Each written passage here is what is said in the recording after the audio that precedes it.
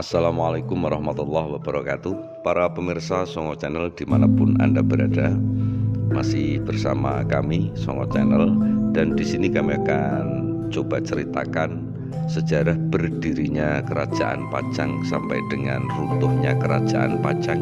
Dan untuk lebih jelasnya para pemirsa, silahkan simak video berikut ini dari awal sampai selesai supaya Anda tidak ketinggalan dengan video-video baru kami. Jangan lupa tetap like, komen, dan subscribe di Songo Channel. Selamat menikmati. Pajang terlihat sebagai kerajaan pertama yang muncul di pedalaman Jawa setelah runtuhnya kerajaan Islam di daerah pesisir. Menurut naskah Babat, Andayaningrat gugur di tangan Sunan Kudung saat terjadinya perang antara Majapahit dan Demak. Ia kemudian digantikan oleh putranya yang bernama Raden Kebo Kenongo, bergelar Ki Ageng Pengging. Sejak saat itu Pengging menjadi daerah bawahan kerajaan Demak. Beberapa tahun kemudian Ki Ageng Pengging dihukum mati karena dituduh hendak memberontak terhadap Demak. Putranya yang bergelar Jaka Tingkir setelah dewasa justru mengabdi ke Demak. Prestasi Jaka Tingkir yang cemerlang dalam ketentaraan membuat ia diangkat sebagai menantu Trenggono dan menjadi Bupati Pajang bergelar Adi Wijoyo. Wilayah Pajang saat itu meliputi daerah Pengging, sekarang kira-kira mencakup Boyolali dan Klaten, Tingkir, daerah Salatiga, Butuh, dan sekitarnya. Sepeninggal Sultan Trenggono di tahun 1546 menjadi awal mula permasalahan muncul di Jipang Panolan atau Bojonegoro dan Pajang. Kedua wilayah di Jawa Tengah itu sama-sama menuntut hak atas tahta Demak. Arya Penangsang, keponakan Sultan Trenggono yang memerintah Kadipaten Jipang, berusaha menguasai salah satu kerajaan Islam terbesar di Jawa tersebut. Namun penguasa Pajang Jaka Tingkir menghalangi usahanya. Konflik pun meluas.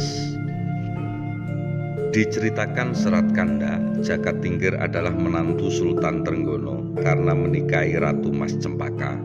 Jaka Tingkir sebagai Adipati Pajang bergelar Adipati Adi Wijoyo yang kelak menjadi Sultan Adi Wijoyo.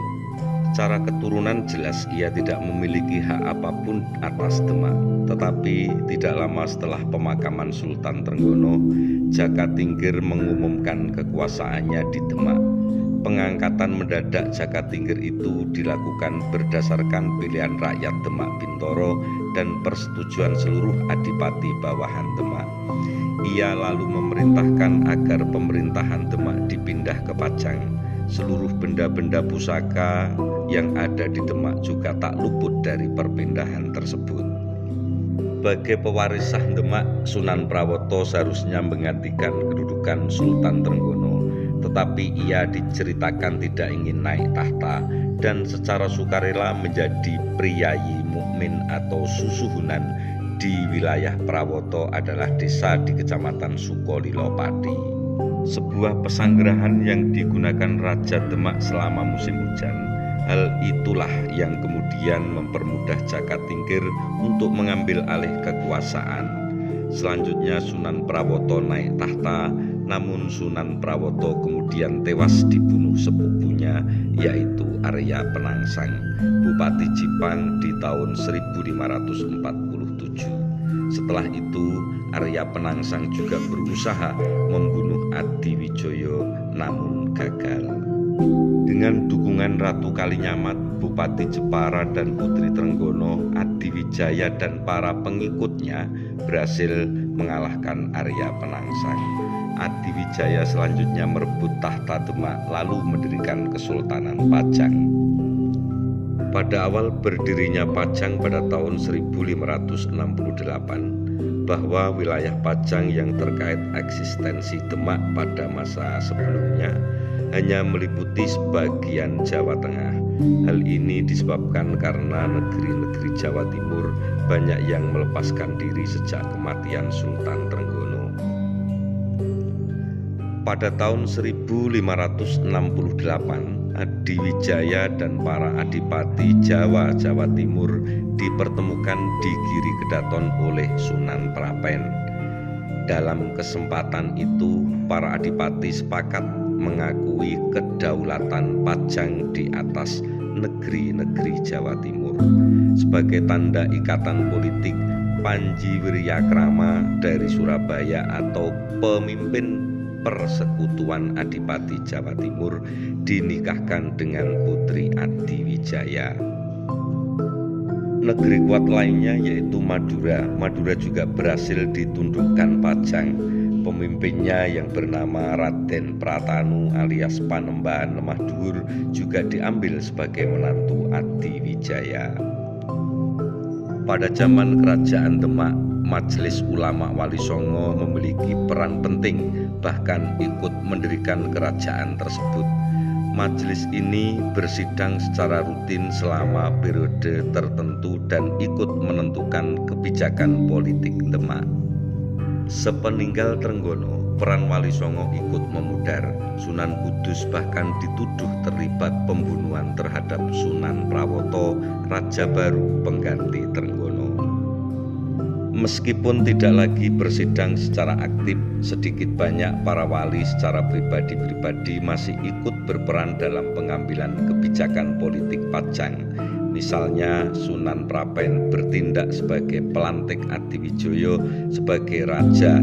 Ia juga menjadi mediator pertemuan Adiwijaya dengan para adipati Jawa Timur di tahun 1568. Sementara itu, Sunan Kalijaga juga pernah membantu Ki Ageng Pemanahan meminta haknya pada Adiwijoyo atas tanah Mataram sebagai hadiah sayembara membunuh Arya Penangsang. Wali lain yang masih berperan adalah Panembahan Kudus. Sepeninggal Adiwijoyo tahun 1582, ia berhasil menyingkirkan Pangeran Benowo dari jabatan putra mahkota dan menggantinya dengan Arya Pangiri. Mataram dan Pati adalah dua hadiah sayembara Adiwijaya untuk siapa saja yang mampu menumpas Arya Penangsang di tahun 1549. Menurut laporan resmi peperangan, Arya Penangsang tewas dikeroyok Ki Ageng Pemanahan dan Ki Panjawi.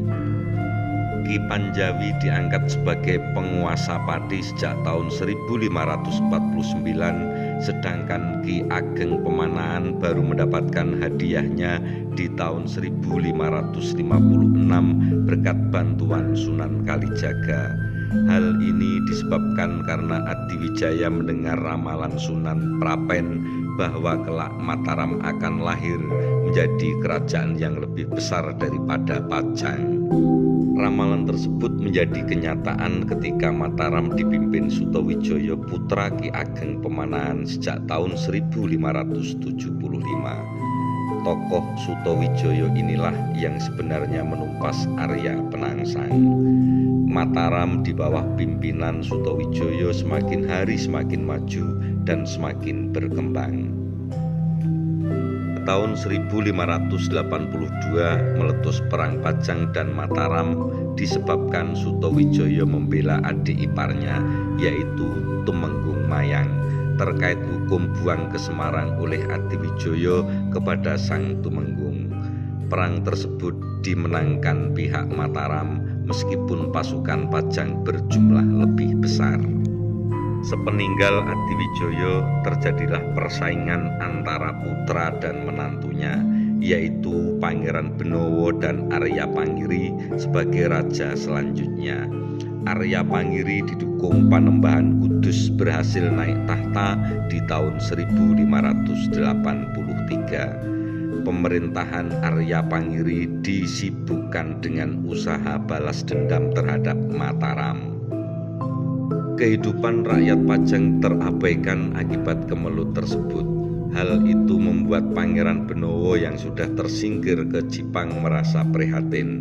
Pada tahun 1586, Pangeran Benowo bersekutu dengan Sutowijoyo menyerbu Pajang. Meskipun pada tahun 1582 Sutowijoyo memerangi Adiwijoyo, tetapi Pangeran Benowo tetap menganggapnya sebagai saudara tua. Perang antara Pajang melawan Mataram dan Jipang berakhir dengan kekalahan Arya Pangiri. Ia dikembalikan ke negeri asalnya yaitu Demak. Pangeran Benowo kemudian menjadi Raja Pajang yang ketiga. Menurut Babat Mataram, sebelum ia diangkat menjadi raja, Pangeran Benowo menyerahkan hak atas warisan ayahnya Adiwijoyo kepada Senopati Mataram Sutowijoyo. Tapi ia menolaknya dan hanya menginginkan imbalan harta dari kerajaan Pajang. Sutowijoyo sendiri mendirikan kerajaan Mataram, di mana ia sebagai raja pertama bergelar Panembahan Senopati.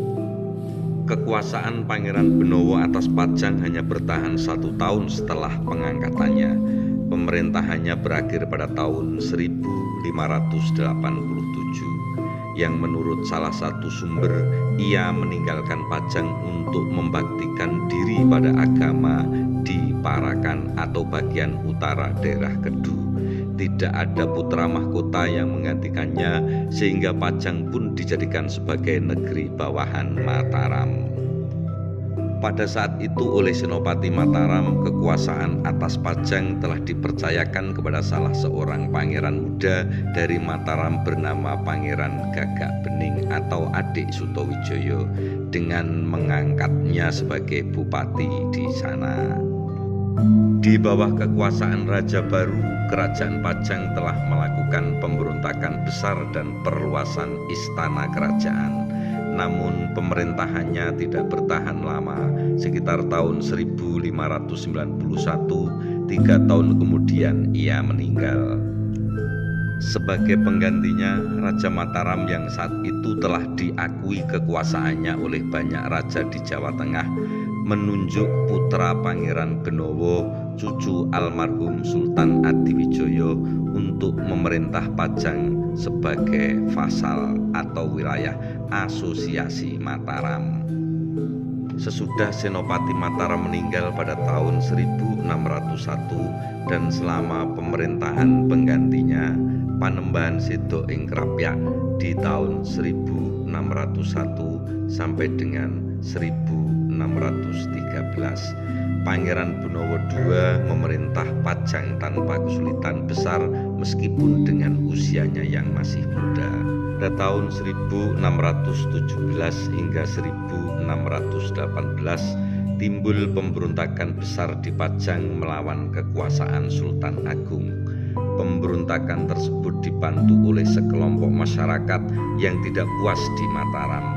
Penindasan pasukan Mataram terhadap gerakan pemberontakan di daerah Pajang tersebut disertai penghancuran besar-besaran, dan penduduk desa setempat diangkut secara paksa untuk membantu pembangunan kota kerajaan yang baru. Setelah bencana besar tersebut, sisa-sisa daerah Pajang sebagian besar abad ke-17 menjadi lemah terhadap perkembangan ekonomi dan politik, sampai ketika cucu Sultan Agung Mangkurat II terpaksa meninggalkan tanah Mataram. Ia kemudian memerintahkan membangun istana kerajaan yang baru, yaitu Kartasura di Pajang. Pada tahun 1618, raja terakhir dari keluarga Raja Pajang setelah menderita kekalahan dalam pertempuran melawan Mataram, lalu melarikan diri ke Giri dan Surabaya. Selama masih memegang kekuasaan, keluarga Raja Pajang masih memiliki hubungan yang baik dengan keluarga raja-raja di Jawa Timur. Pada dasawarsa ketiga abad ke-17, perlawanan terhadap ekspansi Sultan Agung terpusat di sepanjang pantai utara Jawa. Setelah kita melihat penjabaran dari sejarah Kesultanan Pajang yang sangat luar biasa, tentu saja terdapat peninggalan sejarah dari Kerajaan Pajang yang membuktikan keberadaan kerajaan ini di zaman mereka. Berikut ini adalah peninggalan dari Kesultanan Pajang, yaitu Pasar Laweyan, Bandar Kabanaran, Masjid Laweyan, Batik Laweyan, makam dari para pejabat Pajang, makam Sultan Hadiwijoyo atau Joko Tingkir.